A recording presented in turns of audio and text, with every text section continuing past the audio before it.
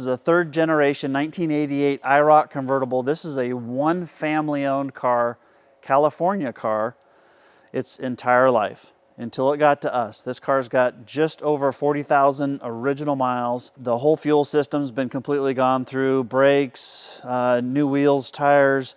We repainted the whole outside of the car because the California sun had kind of taken its toll. You know, the original paint on these cars, the clear coat wasn't the best, so we put it in a super nice base clear Spies Hecker paint, took it all apart. It's all original interior. It's got the red cloth interior, a new convertible black top. Super nice, great car going across at Barrett Jackson, Scottsdale this January. This is a Wednesday afternoon car. You do not want to miss out on an opportunity to get a car that we've put all this work into.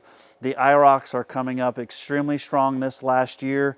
We set 3 records a year ago with IROCs with my low mileage collection. This was one that came in shortly after January of last year, and so we got it in and did all the work to it. So it's ready to literally jump in and drive this spring, summer, and enjoy it with your family. But great car. Check it out online, restoremusclecar.com, like, share, tag, and also Barrett Jackson. You can bid online and bid in person. Thanks, guys.